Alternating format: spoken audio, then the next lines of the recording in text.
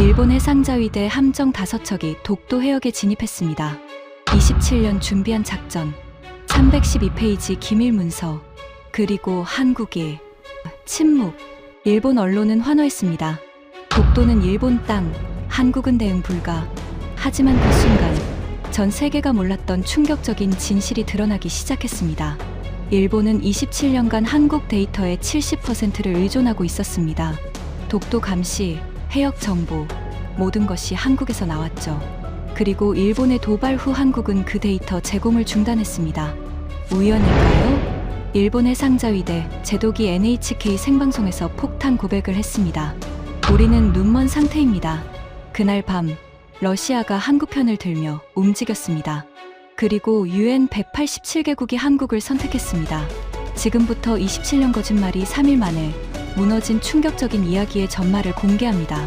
시작하기 전 구독과 좋아요, 그리고 대한민국 화이팅 댓글로 한국을 응원해주세요. 저는 알렉산드르 페트로프입니다. 러시아 해군 정보국에서 22년간 근무한 분석관이죠. 그리고 오늘 제가 직접 목격한 믿을 수 없는 이야기를 들려드리겠습니다. 어떻게 27년 동맹국이 서로를 배신했는지, 그리고 한국이라는 나라가 어떻게 우리 모두를 속였는지 말입니다. 저는 1998년부터 러시아 해군 정보국에서 일해왔습니다. 주로 태평양 지역의 해군 동향을 분석하는 일이었죠. 그 중에서도 제 전문 분야는 일본 해상자위대였습니다. 22년간 일본과 함께 일했습니다. 정보를 주고받고 훈련도 참관하고 때로는 공동작전도 기획했죠.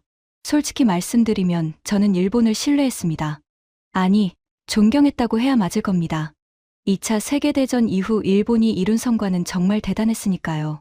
1950년대 폐허에서 시작해서 1980년대에는 세계 2위 경제 대국이 됐습니다. 자동차, 전자제품, 그리고 군사 기술까지. 특히 해군 기술은 정말 일품이었어요. 이지스 구축함을 미국 다음으로 운용한 나라가 일본이었습니다. 1993년에 콩고급 구축함이 취역했을 때 저는 놀랐던 기억이 납니다. 역시 일본이야. 기술력이 다르더라. 러시아 해군 내부에서도 일본을 벤치마킹하자는 이야기가 나올 정도였죠. 제 딸 아나스타샤도 일본을 동경했습니다. 아빠, 나 일본 도쿄대학교에서 공부하고 싶어요. 2020년 딸이 고등학교 3학년이 되던 해였습니다. 일본어도 배우고 일본 문화도 경험하고 싶어요. 그리고 무엇보다 일본 기술을 배우고 싶어요.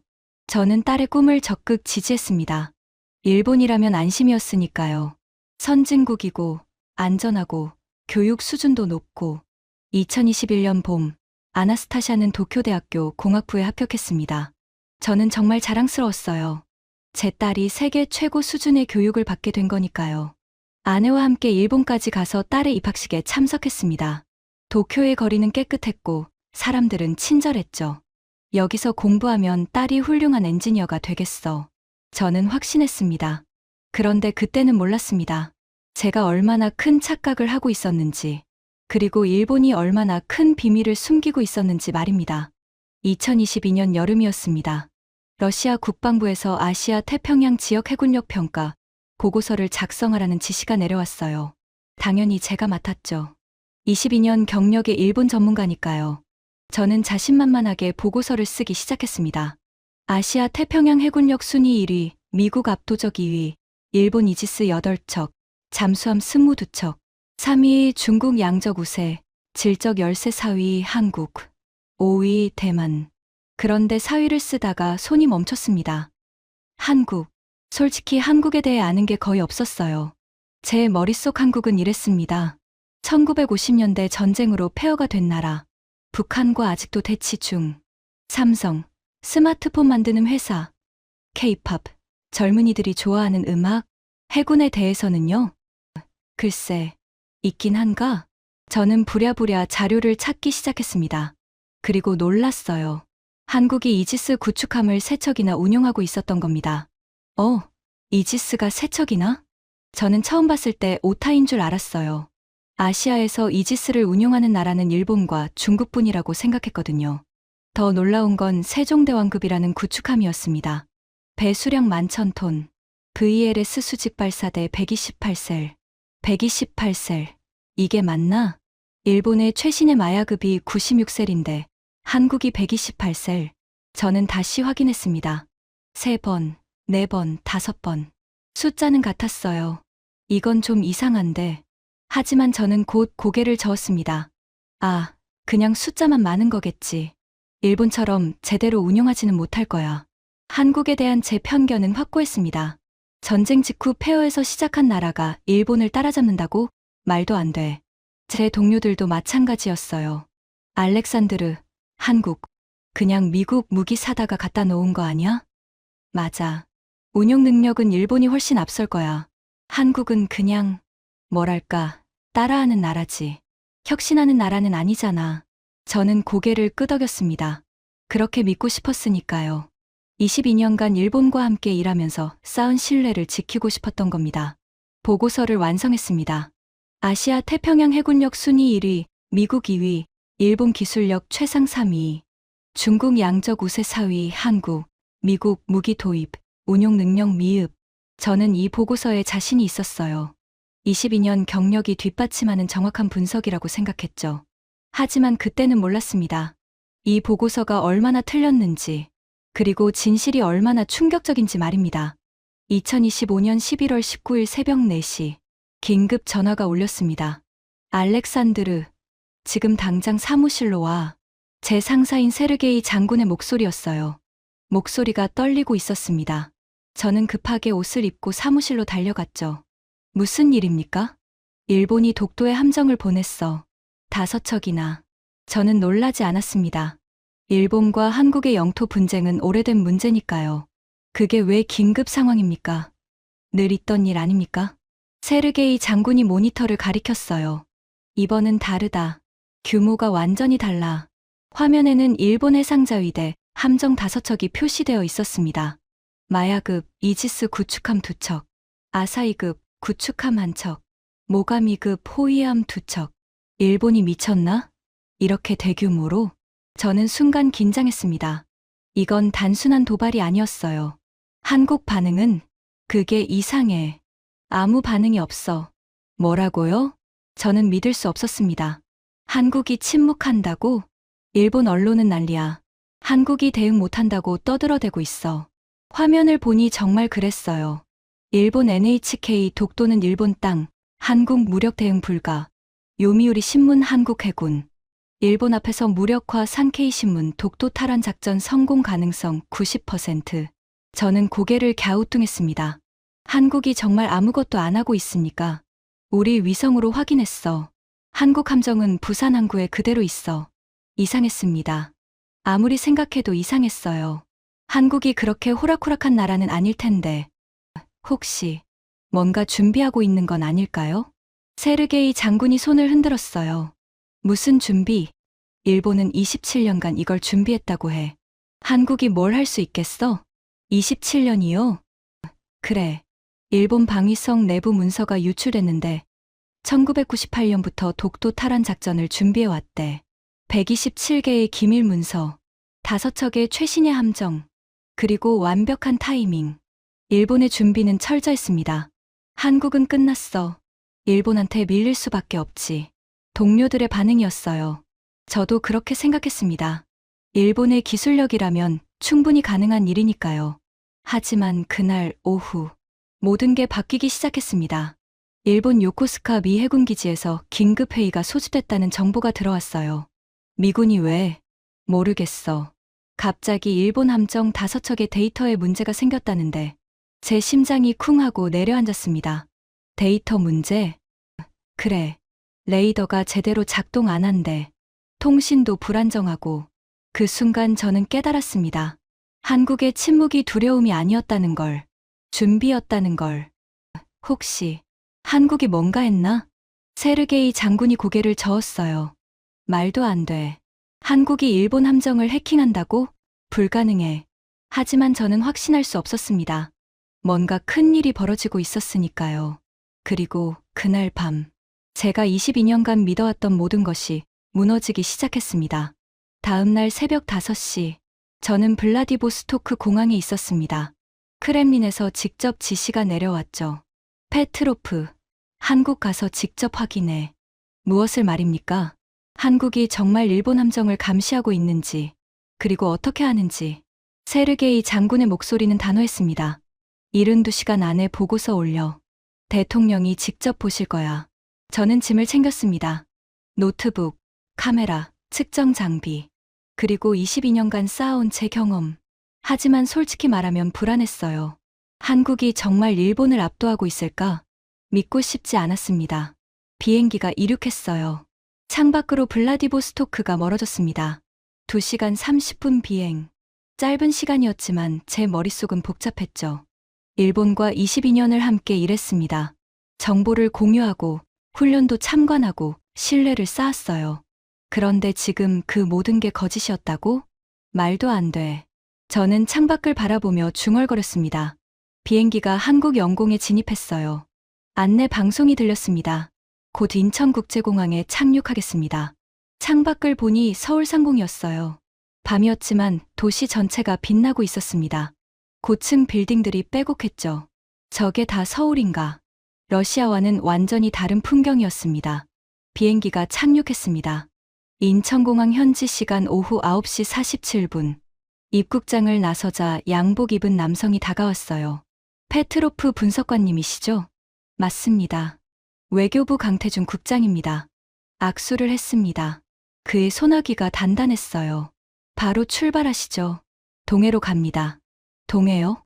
서울에서 브리핑부터 받는 게 동해 해군 기지입니다. 거기서 보여드릴 게 있습니다. 강 국장의 표정이 진지했습니다. 검은색 세단에 올랐어요. 공항을 빠져나가자 고속도로였습니다. 저는 입을 열었죠. 국장님, 일본 함정이 지금 독도 주변에 5척이나 있습니다. 알고 있습니다. 그런데 왜 한국 정부는 24시간째 아무 대응도 안 합니까? 강 국장이 저를 쳐다봤습니다. 눈빛이 차갑더군요. 저희는 이미 대응하고 있습니다. 무슨 뜻입니까? 곧 보시게 될 겁니다. 그리고 다시 침묵이었습니다. 저는 창밖을 바라봤어요. 고속도로를 달리는 차들, 휴게소의 불빛, 평화로워 보였습니다. 전쟁 직전인데 이렇게 조용하다니. 차는 계속 동쪽으로 달렸습니다. 1시간이 지나자 도시 풍경이 바뀌기 시작했어요. 산이 나타났습니다. 2시간째 군 차량들이 보이기 시작했죠. 검문소가 나타났습니다. 헌병 2명이 차를 세웠어요. 강 국장이 신분증을 보여줬습니다. 헌병이 차 안을 확인하고 경례했죠. 통과하십시오. 움직임이 정확했습니다. 한치의 흔들림도 없었어요. 저 군인들 긴장하지 않던데요. 제가 말했습니다. 전쟁 직전인데 왜 저렇게 침착합니까? 강 국장이 미소를 지었습니다. 처음 보는 표정이었어요. 긴장할 이유가 없으니까요. 저는 할 말을 잃었습니다. 3시간째 바다가 보이기 시작했습니다. 동해였어요. 파도가 거칠게 일고 있었습니다. 해군 기지가 나타났어요. 정문에서 해병대원들이 일제히 경례했죠. 차는 기지 안쪽으로 계속 들어갔습니다. 한 해군 장교가 기다리고 있었어요. 페트로프 분석관님, 박진우 대령입니다. 악수가 강했습니다. 먼저 작전 통제실을 보여드리겠습니다. 본관 건물로 들어갔습니다. 복도를 지나 엘리베이터를 탔어요. 박 대령이 카드를 찍었습니다. 지하로 내려가기 시작했죠. 1층, 2층, 3층. 엘리베이터가 멈췄습니다. 문이 열렸어요. 그 순간 제 숨이 멈췄습니다. 거대한 공간이 펼쳐져 있었습니다. 천장이 5m는 되어 보였어요. 수십 개의 모니터가 벽면 전체를 가득 채우고 있었죠. 스크린 크기만 해도 각각 3m는 됐습니다. 장교들이 각자 자리에서 집중하고 있었어요. 키보드 두드리는 소리만 들렸습니다. 여기가 해양감시 통합 시스템입니다. 박진우 대령이 중앙 스크린을 가리켰습니다. 동해 전역을 실시간으로 감시합니다. 화면에 3차원 해역 지도가 펼쳐져 있었어요. 빨간 점, 파란 점, 초록 점들이 움직이고 있었습니다. 각 점마다 숫자가 표시돼 있었죠. 속도, 방향, 깊이까지. 제 발걸음이 저절로 멈췄습니다. 이건 우리 극동함대 시스템보다 정교한데요. 수면, 수중, 공중을 동시에 감시합니다. 박 대령이 설명했습니다. 50km 반경 내 모든 물체를 자동 식별하죠. 그가 화면을 확대했습니다. 여기 빨간 점들을 보십시오. 5개의 점이 클로즈업 됐어요. 각 점마다 정보가 떠 있었습니다. JS 아타고 7,700톤, 속도 12노트, 방향 북동쪽, 레이더 출력 87%, 엔진 회전수 2340rpm, JS 마야 8200톤, 속도 14노트, 방향 동쪽, 레이더 출력 92%, 엔진 회전수 2680rpm. 제 심장이 빠르게 뛰기 시작했습니다. 저 함정들의 위치를 실시간으로 파악하고 있다는 겁니까? 네. 그들이 엔진을 켜는 순간부터 우리는 압니다. 박대령이 다른 화면을 켰어요. 파란색 파동이 퍼지고 있었습니다. 수중음파 감지 시스템입니다. 잠수함 탐지 가능합니다. 화면 하단에 숫자가 떠 있었어요. 정확도 98.7%. 제 목구멍이 마르는 느낌이었습니다. 분석관님. 박대령의 목소리가 낮아졌습니다. 한 가지 말씀드리겠습니다. 그가 저를 똑바로 바라봤어요. 일본은 우리 시스템의 일부 데이터를 안보 협력 차원에서 공유받고 있었습니다. 제 손이 떨렸습니다. 하지만 그들은 이걸 자기 기술이라고 주장하고 있습니다. 뭐라고요? 일본은 우리 데이터 없이는 독도 주변 해역을 제대로 감시할 수 없습니다. 박 대령이 스크린을 가리켰습니다. 그런데 지금 그들은 자국 기술로 독도를 감시한다고 국제사회에 발표했습니다.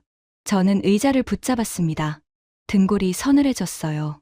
그래서 우리는 3일 전부터 데이터 제공을 중단했습니다. 박 대령이 말했습니다. 지금 일본 함정들은 사실상 눈먼 상태입니다. 저는 스크린을 다시 봤어요. 일본 함정 5척이 독도 주변에서 움직이고 있었습니다.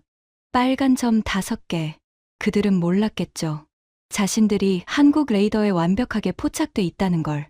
자신들이 한국 데이터 없이는 아무것도 볼 수 없다는 걸. 데이터 의존도가 어느 정도입니까? 제가 물었습니다. 박 대령이 잠시 망설이다가 대답했어요. 70%입니다. 70%라고요? 네. 일본 해상자위대가 독도 주변을 감시하는 데이터의 70%가 한국에서 제공된 겁니다. 제 손이 떨렸습니다. 그럼 27년간. 네. 27년간 일본은 한국 데이터에 의존하면서 자기들 기술이라고 주장해 온 겁니다. 박태령의 목소리가 차가웠습니다. 러시아에도요.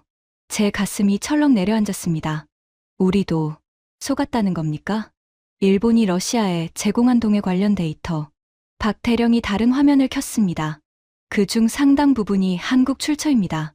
하지만 일본은 자기들이 수집한 것처럼 포장했죠. 저는 할 말을 잃었습니다. 22년간 일본을 신뢰했습니다. 동맹국이라고 믿었어요. 그런데 그들이 우리까지 속이고 있었다니. 이 자식들이. 저는 주먹을 쥐었습니다. 분석관님, 더 보여드릴 게 있습니다. 박태령이 다른 스크린을 가리켰어요. 화면이 바뀌었습니다. 일본 함정 내부 통신 기록이 떠 있었습니다. 이건 일본 함정간 교신 내용입니다. 교신까지 감청하고 있다는 겁니까? 네. 암호화되어 있지만 우리 시스템으로 해독 가능합니다. 화면에 일본어 텍스트가 떠 있었어요. 제가 읽을 수 있었습니다. 아타고 함장 마야 함장. 레이더 신호 불안정. 한국 함정 위치 파악 불가. 마야 함장 아타고 함장. 동일 상황. 데이터 링크 끊김. 아타고 함장 요코스카 기지. 상황 보고. 감시 능력 70% 저하. 70%. 그 숫자가 다시 나왔습니다. 그들도 알고 있군요. 제가 중얼거렸습니다. 네. 일본 함대 지휘부는 알고 있습니다. 하지만 정부에는 보고하지 않았죠. 왜입니까? 27년간 거짓말에 온 걸 들키는 순간 모든 게 무너지니까요. 박태령이 말했습니다. 저는 스크린을 응시했습니다. 일본 함정 5척. 그들은 지금 어둠 속에서 헤매고 있었어요.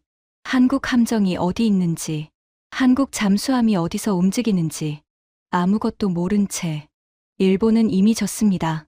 저는 중얼거렸습니다. 그들은 아직 모르지만요. 박태령이 고개를 끄덕였습니다. 이제 다른 곳을 보여드리겠습니다. 다음 날 아침, 부두로 향했습니다. 새벽 공기가 차가웠어요. 동해의 바람이 얼굴을 때렸습니다. 멀리서부터 거대한 군함이 보였어요. 저것이 세종대왕급 구축함입니다. 박진우 대령이 설명했습니다. 11,000톤급. 한국이 독자 운용하는 이지스함이죠. 가까이 다가갔습니다. 압도당했어요. 선체가 거대했습니다. 회색 도장에 날렵한 라인. 러시아 최신 구축함과 비교해도 더 현대적이었어요. 승선하시죠. 갑판을 걸으며 주변을 둘러봤습니다. 모든 게 최신식이었어요. 함교로 올라갔습니다. 문이 열리는 순간 저는 멈춰 섰습니다. 이건 이지스 시스템이었습니다. 하지만 제가 아는 시스템과 달랐어요. 더 정교했습니다. 더 현대적이었죠. SPY-1D 레이더입니다. 박 대령이 설명했습니다. 동시에 1000개 이상의 목표물을 추적할 수 있습니다. 1000개요? 네. 그리고 이건 VLS입니다. 그가 디스플레이를 가리켰어요. 화면에 숫자가 떠 있었습니다. VLS 셀 128. 제 손이 떨렸습니다. 128셀이라고요? 네. 수직 발사대 128개입니다. 일본 최신 마야급이 96셀인데 저희가 32개 더 많습니다. 박 대령이 담담하게 말했습니다. 저는 계기판을 봤어요. 터치스크린으로 돼 있었습니다. 3차원 디스플레이가 떠 있었죠. 탑재 무기는 SM-2 대공미사일 32발, SM-6 16발, 해성 대함 미사일 16발, 홍상어 대잠 미사일 32발, 현무-3 순항 미사일 32발. 박 대령이 하나씩 나열했습니다. 총 128발입니다. 저는 숨을 들이켰어요. 일본 구축함과 비교하면 박 대령이 잠시 멈췄다가 대답했습니다. 모든 면에서 우위입니다. 모든 면이요? 레이더 탐지 거리, 미사일 사거리, 동시 교전 능력, 스텔스 성능. 그가 하나씩 짚었습니다. 특히 현무-3 순항 미사일은 1500km 사거리입니다. 1500km라고요? 네. 한국 해역에서 발사해도 일본 본토 전역이 사정권입니다. 제 등골이 서늘해졌습니다. 함교 창으로 바다가 보였어요. 저 어딘가에 일본 함정 5척이 있었습니다. 아타고급 2척, 마야급 1척, 모가미급 2척. 그들은 지금 뭘 보고 있을까요? 일본 함정들은 저희를 탐지하지 못합니다. 박 대령이 말했습니다. 스텔스 기능 때문에요? 그것도 있지만 더 중요한 건 그가 화면을 가리켰어요. 저희가 그들의 모든 움직임을 알고 있다는 겁니다. 화면에 일본 함정 5척의 위치가 실시간으로 표시되고 있었습니다. 언제든지 타격 가능합니다. 박 대령의 목소리가 차가웠습니다. 하지만 그럴 필요가 없습니다. 그들은 이미 눈먼 상태니까요. 저는 할 말을 잃었습니다. 한국은 싸우지 않았습니다. 대신 일본이 스스로 무너지게 만들고 있었죠. 다음 장소로 가시죠. 박 대령이 말했습니다. 잠수함 도크로 갔습니다. 거대한 실내 도크였어요. 천장이 20m는 되어 보였습니다. 문이 열렸습니다. 숨이 막혔어요. 검은색 잠수함이 진수대 위에 놓여 있었습니다. 길이가 83m는 되어 보였어요. 고래급 잠수함입니다. 박 대령이 설명했습니다. 3000톤급, 독자 개발한 재래식 잠수함이죠. 저는 천천히 다가갔습니다. 선체가 매끄러웠어요. 어둠을 흡수하는 것 같았습니다. 리튬이온 배터리 시스템입니다. 박 대령이 말했습니다. 3주 동안 수중에서 작전 가능합니다. 3주라고요? 제 목소리가 떨렸습니다. 네, 부상 없이요.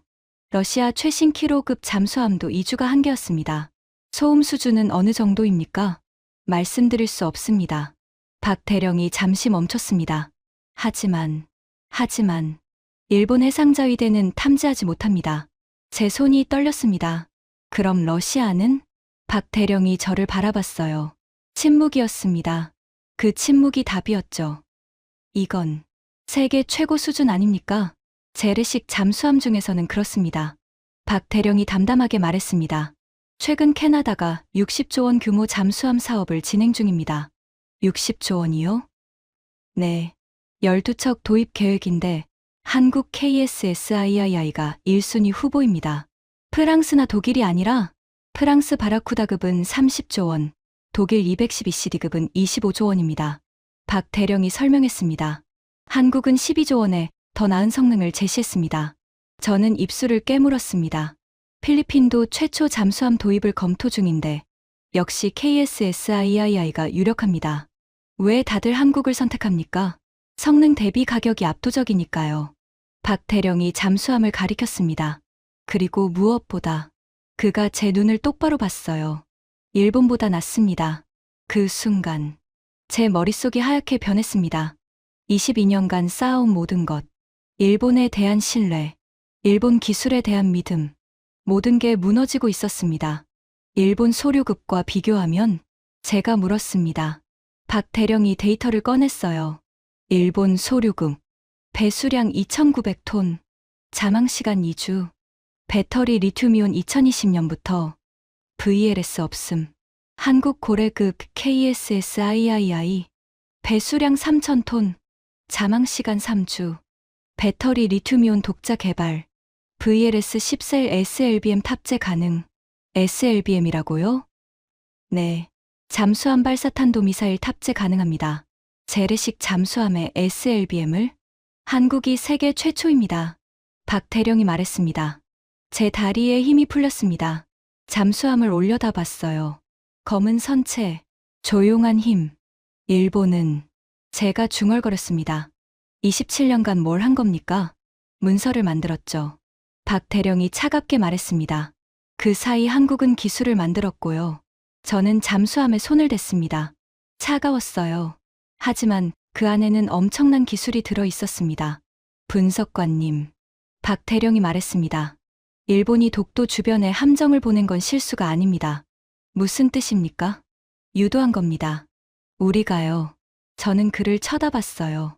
3일 전 데이터 제공을 중단했을 때 일본은 혼란에 빠졌습니다. 박 대령이 설명했습니다. 그래서 자신들의 능력을 과시하려고 함정을 보냈죠. 눈먼 상태에서요? 네. 그들은 자신들이 눈멀었다는 걸 모릅니다. 저는 입술을 깨물었습니다. 한국은 싸우지 않았습니다. 대신 일본이 스스로 무너지게 만들고 있었어요. 함정 5척을 보내서 312페이지 문서를 뿌려서 27년 거짓말을 세상에 드러내게 만들고 있었던 겁니다. 천재적이군요. 제가 중얼거렸습니다. 그날 밤, 호텔로 돌아왔습니다. 노트북을 열었어요. 보고서를 작성해야 했습니다. 하지만 손이 떨려서 키보드를 칠 수가 없었어요. 뭐라고 쓰지? 22년간 일본을 신뢰했습니다. 보고서에도 늘 일본을 최고로 평가했어요. 그런데 지금 모든 게 거짓이었다고? 전화가 울렸습니다. 모스크바 세르게이 장군이었어요. 페트로프, 상황 어떤가? 장군님. 제 목소리가 떨렸습니다. 일본이 우리를 속였습니다. 뭐라고? 27년간입니다. 한국 데이터를 자기들 기술이라고 속여왔어요. 세르게이 장군이 침묵했습니다. 확실한가? 제 눈으로 직접 봤습니다. 한국 해군 통제실에서 증거는 있습니다. 일본 함정 교신 기록, 데이터 의존도 70%, 모든 게 기록돼 있습니다. 세르게이 장군이 한숨을 쉬었어요. 이 자식들이, 그리고 장군님. 뭔가 한국 잠수함이 우리 키로급보다 나은 것 같습니다. 긴 침묵이 흘렀습니다. 내일 오전 크렘린 회의가 잡혀 있어. 화상으로 보고하게. 알겠습니다. 전화가 끊겼습니다. 저는 창밖을 바라봤어요. 동해가 보였습니다. 어둠 속에서 파도가 일고 있었죠. 다음 날 오전, 화상회의가 시작됐습니다. 스크린에 크렘린 회의실이 보였어요. 대통령, 국방장관, 외무장관, 정보국장, 러시아 안보 핵심 인사들이 모여 있었습니다. 보고하게. 대통령이 말했습니다. 저는 숨을 깊이 들이쉬었어요. 한국은 일본을 압도하고 있습니다. 회의실이 조용해졌습니다. 구체적으로. 첫째, 해양 감시 능력입니다. 한국은 동해 전역을 실시간으로 감시합니다. 정확도 98.7%입니다. 우리보다 정교합니다. 국방장관이 책상을 쳤어요. 둘째, 일본은 한국 데이터에 70% 의존해왔습니다. 27년간 70%라고? 네. 그리고 이 사실을 우리에게도 숨겼습니다. 외무장관이 얼굴이 붉어졌어요. 이 자식들이 27년 동안 우릴 속였어. 셋째, 한국 구축함은 일본보다 우위에 있습니다. VLS 128셀, 일본은 96셀입니다. 넷째, 한국 잠수함은 제가 잠시 멈췄습니다. 재래식 부문에서 세계 최고 수준입니다. 대통령이 앞으로 몸을 기울였어요. 우리와 비교하면 키로급보다 조용합니다. 회의실이 정적에 잠겼습니다. 이게 무슨 소리야? 국방장관이 소리쳤습니다. 제가 직접 확인했습니다. 3주 자망, 리튬이온 배터리, SLBM 탑재 가능. 그럼 일본은 이미 졌습니다. 제가 단호하게 말했습니다. 그들은 한국 데이터 없이는 아무것도 할 수 없습니다. 그런데 왜 독도에 함정을 보냈어? 한국이 유도한 겁니다. 일본의 거짓말을 세상에 드러내려고. 대통령이 고개를 끄덕였습니다. 러시아의 입장은? 독도는 한국 영토로 인정해야 합니다. 제가 말했습니다. 일본은 우리까지 속였습니다. 27년간 동맹을 배신한 거야? 외무장관이 중얼거렸습니다. 그렇습니다. 회의실이 조용했습니다. 대통령이 입을 열었어요. 페트로프. 네. 계속 한국에 머물러 상황을 지켜보게. 알겠습니다. 화상회의가 끝났습니다. 저는 노트북을 닫았어요. 22년간 믿어온 모든 것. 오늘 하루 만에 무너졌습니다. 하지만 이상하게 후회는 없었어요. 진실을 알게 됐으니까요. 창밖을 바라봤습니다. 동해가 햇빛을 받아 반짝이고 있었어요. 저 바다 어딘가에 한국 잠수함이 있었습니다. 조용히, 강력하게. 그리고 일본은 아직도 모르고 있었죠. 다음 날 오후, 강태준 국장에게서 긴급 연락이 왔습니다. 분석관님, 지금 당장 TV 켜보세요. 무슨 일입니까? 일본 NHK입니다. 지금 당장. 저는 호텔 TV를 켰어요. NHK 생중계였습니다. 화면에 한 남성이 나타났어요. 70대로 보이는 일본인. 자막이 떴습니다. 야마모토 타케시 전 해상자위대 제독. 제 심장이 빠르게 뛰기 시작했습니다. 저는 오늘 진실을 말하겠습니다. 그의 목소리가 떨렸어요. 스튜디오가 조용해졌습니다. 독도 감시는 한국 데이터의 70%에 의존했습니다. 제 손이 멈췄습니다. 앵커가 얼어붙었어요. 일본 해상자위대는 기술적으로 뒤처져 있었습니다. 야마모토 제독이 계속 말했습니다. 우리는 한국 해군 감시망 없이는 독도 주변을 제대로 볼 수 없었습니다. 제독님, 그럼 지금 독도에 있는 함정들은? 앵커가 떨리는 목소리로 물었어요. 눈먼 상태입니다. 야마모토 제독이 단호하게 말했습니다. 한국이 3일 전 데이터 제공을 중단했으니까요. 화면이 흔들렸습니다. 정부는 이 사실을 27년간 숨겼습니다. 야마모토 제독의 목소리가 높아졌어요. 국민을 속였습니다. 세계를 속였어요. 그가 카메라를 똑바로 봤습니다. 러시아도, 미국도 모두를 속였습니다. 제 주먹이 저절로 쥐어졌습니다. 312페이지 문서도 조작입니다. 뭐라고요? 앵커가 소리쳤어요. 27년간 준비했다는 건 거짓말입니다. 6개월 만에 급조한 겁니다. 생중계가 끊겼습니다. 하지만 이미 늦었어요. 전 세계가 봤으니까요. 휴대전화가 울렸습니다. 세르게이 장군이었어요. 페트로프, 봤나? 네, 지금 막. 크렘린이 난리야. 대통령이 직접 성명 발표하신대. 무슨 내용입니까? 독도는 한국 영토라고. 제 숨이 멎는 것 같았습니다. 일본과의 안보 협력도 재검토한대. 27년간 우릴 속인 동맹국이라고. 당연합니다. 제가 말했습니다. 거짓말쟁이와 동맹 맺을 순 없죠. 전화를 끊었습니다. 노트북을 열었어요. 이미 속보가 쏟아지고 있었습니다. 도쿄 시내 대규모 시위 발생. 항공, 촬영 영상이 떴어요. 도쿄 거리가 사람들로 가득 차 있었습니다. 현수막이 보였죠. 27년 조작 규명하라 총리 사임하라 우리를 속였다. 50만 명.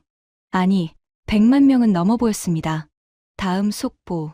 일본 총리 지지율 6%로 추락. 불과 6시간 만에. 또 다른 속보. 니케이 지수 12% 폭락. 일본 경제가 무너지고 있었어요. 저는 창밖을 바라봤습니다. 서울 하늘이 맑았어요. 한국은 싸우지 않았습니다. 그런데 일본이 스스로 무너지고 있었죠. 다음 날 국제회의가 열렸습니다. 서울 컨벤션 센터였어요. 각국 대표들이 모여 있었습니다. 러시아, 미국, 중국, EU, 아세안. 저는 러시아 대표단 뒤편에 앉았습니다. 회의장 전체가 보이는 자리였죠. 오전 10시. 일본 대표단이 입장했습니다. 하지만 다카이치 총리는 없었어요. 이미 사임했으니까요. 대신 외무차관이 단상에 올랐습니다. 얼굴이 창백했어요. 일본 정부는 깊이 사과드립니다. 그의 목소리가 떨렸습니다. 27년간 국제사회를 오도한 점에 대해 박수는 없었습니다. 냉랭한 침묵만 흘렀죠. 한국 대표단이 입장했습니다. 외교부 장관이 단상에 올랐어요. 서류 가방 하나만 들고 있었습니다.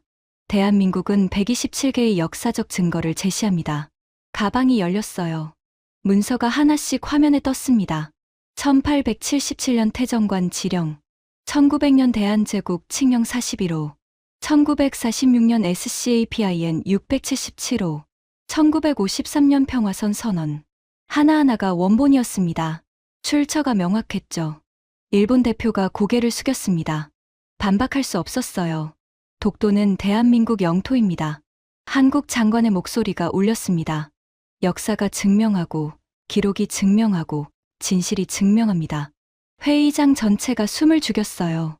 그날 오후, 각국이 성명을 발표하기 시작했습니다. 먼저 러시아였어요. 세르게이 장군이 직접 나섰습니다. 러시아 연방은 독도를 대한민국 영토로 인정합니다. 제 가슴이 뜨거워졌습니다. 일본은 27년간 러시아를 포함한 국제사회를 기만했습니다. 세르게이 장군의 목소리가 단호했어요. 이는 동맹 배신 행위입니다. 박수가 터졌습니다. 다음은 미국이었어요. 국무장관이 나타났습니다. 미국은 한국의 실효적 지배를 인정합니다. 그리고 일본 정부의 기만 행위에 대해 깊은 유감을 표합니다. EU도 같은 입장을 발표했습니다. 아세안 10개국도 한국을 지지했어요. 일본은 완전히 고립되고 있었습니다. 저녁 7시, UN 본부 긴급 특별 표결이 소집됐습니다. 저는 생중계를 지켜봤어요. UN 사무총장이 단상에 올랐습니다. 독도 영유권에 관한 표결을 시작합니다. 회의장 전체가 숨을 죽였습니다. 찬성하시는 분은 버튼을 눌러주십시오. 스크린에 숫자가 올라가기 시작했어요. 10개국, 50개국, 100개국. 제 손이 떨렸습니다. 150개국, 170개국, 185개국, 186개국, 187개국. 최종 숫자가 떴습니다. 반대 0 기권 6. 회의장이 3초간 정적에 잠겼습니다. 그리고 박수가 터졌어요. 저는 의자에 주저앉았습니다. 187개국. 전 세계가 선택했습니다. 진실을요. 일본 대표석은 비어 있었습니다. 그들은 이미 퇴장했어요. 휴대전화가 울렸습니다. 강태준 국장이었어요. 분석관님, 축하드립니다. 제가 왜요? 러시아가 올바른 선택을 하셨잖아요. 제 목소리가 떨렸습니다. 진실을 따른 것뿐입니다. 내일 독도에 가실 수 있으십니까? 독도요? 네, 초청합니다. 직접 보셔야죠. 저는 잠시 망설였습니다. 가겠습니다. 다음 날 아침, 헬기가 동해 상공을 날았어요. 창밖으로 바다가 보였습니다. 파도가 하얗게 부서지고 있었죠. 저기 보입니다. 조종사가 말했습니다. 멀리 섬이 보였어요. 독도였습니다. 2개의 바위섬. 작았습니다. 하지만 그 섬이 세계를 움직였죠. 헬기가 착륙했습니다. 해병대원들이 정렬해 있었어요. 완벽한 차렷 자세였습니다. 저는 천천히 내렸습니다. 땅을 밟았어요. 독도였습니다. 환영합니다. 박진우 대령이 다가왔습니다. 이쪽으로 오시죠. 동도 정상으로 올라갔습니다. 계단이 가팔랐어요. 바람이 거셌습니다. 정상에 도착했습니다. 새 기념비가 서 있었어요. 검은 화강암이었습니다. 앞면에 글자가 새겨져 있었죠. 진실은 조용히, 그러나 반드시 이긴다. 저는 한 발짝 다가갔습니다. 뒷면으로 돌아갔어요. 명단이 새겨져 있었습니다. 한국전쟁 참전국, 미군, 영국군, 프랑스군, 그리고 러시아군. 제 눈이 멈췄습니다. 러시아도 이 전쟁에 참여했습니다. 강태준 국장이 옆에 섰어요. 의료 지원과 물자 지원으로요.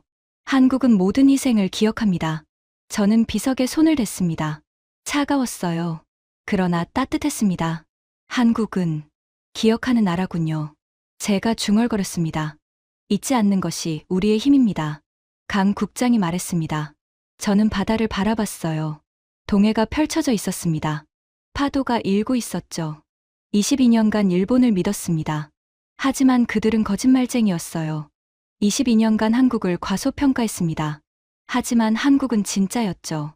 기술로 준비하고, 기록으로 증명하고, 품격으로 마무리하는 나라. 분석관님. 박진우 대령이 말했습니다. 일본 함정 5척, 어제 철수했습니다. 예상했습니다. 눈먼 채로 더 이상 버틸 수 없었겠죠. 저는 고개를 끄덕였습니다. 27년 준비가 3일 만에 무너졌습니다. 거짓은 결국 무너지니까요. 바람이 불었어요. 파도 소리가 들렸습니다. 저는 이제 압니다. 제가 말했습니다. 무엇을요? 진짜 강국이 뭔지를요. 강태준 국장이 저를 바라봤어요. 무력이 아니라 진실. 제가 계속 말했습니다. 위협이 아니라 품격. 그리고 한국이 그걸 보여줬습니다. 박진우 대령이 미소 지었습니다. 과찬이십니다. 아닙니다. 사실입니다. 저는 비석을 다시 봤습니다. 진실은 조용히, 그러나 반드시 이긴다. 22년간 데이터만 믿고 살았습니다. 하지만 이번에는 데이터 이상을 배웠어요. 진실의 힘을, 품격의 위대함을, 그리고 한국이라는 나라를. 헬기가 다시 섬을 떠났습니다. 창밖으로 독도가 멀어졌어요. 작은 섬이었습니다. 하지만 그 섬은 세계를 바꿨죠. 187개국이 진실을 선택하게 만들었습니다. 일주일 후, 저는 모스크바로 돌아왔습니다. 크렘린 회의실. 대통령 앞에서 최종 보고를 했어요. 한국은 싸우지 않았습니다. 제가 말했습니다. 그런데 이겼습니다. 어떻게? 진실로요. 대통령이 고개를 끄덕였습니다. 일본은 27년 거짓말이 3일 만에 무너졌습니다. 교훈이 뭔가? 대통령이 물었어요. 저는 잠시 생각했습니다. 거짓은 빠르지만 무너집니다. 진실은 느리지만 반드시 이깁니다. 그리고 강국은 무력이 아니라 품격으로 증명됩니다. 대통령이 미소 지었습니다. 러시아도 배워야 할 것 같군. 네, 한국에게서요. 회의가 끝났습니다. 저는 사무실로 돌아왔어요. 책상 위에 딸 아나스타샤의 사진이 놓여 있었습니다. 도쿄대학교 졸업사진. 저는 딸에게 전화를 걸었습니다. 아빠, 아나스타샤, 잘 지내니? 네. 근데 아빠, 뉴스 봤어요. 독도. 그래. 일본 친구들이 충격받았어요. 27년간 거짓말이었다니. 딸의 목소리가 침울했습니다. 아나스타샤. 네. 진실은 아프지만 필요해. 거짓보다 낫단다. 네, 아빠. 그리고 일본 문화는 여전히 훌륭해. 정부의 잘못이지, 국민의 잘못은 아니야. 고마워요, 아빠. 전화를 끊었습니다. 창밖을 바라봤어요. 모스크바 하늘이 맑았습니다. 22년 경력의 정보 분석관. 처음으로 데이터가 아닌 진실을 배웠습니다. 그리고 한국이라는 나라를 알게 됐죠. 기술로 강하고, 기록으로 정직하고, 품격으로 위대한 나라. 노트북을 열었습니다. 새해 보고서를 작성하기 시작했어요. 제목은 이렇게 적었습니다. 한국 세계가 아직 모르는 진짜 강국. 그리고 첫 문장을 썼습니다. 독도는 한국 땅이다. 이제 전 세계가 그것을 안다. 지금까지 러시아 해군 정보국 분석관이 독도에서 경험한 충격적인 이야기였습니다. 27년 거짓말이 3일 만에 무너졌습니다. 한국은 싸우지 않았지만 이겼습니다. 여러분이 이 나라의 진짜 힘입니다. 이 이야기를 널리 공유해 주세요. 작은 믿음이 큰 변화를 만듭니다. 구독과 좋아요도 부탁드립니다. 지금까지 터칭 스토리였습니다. 감사합니다.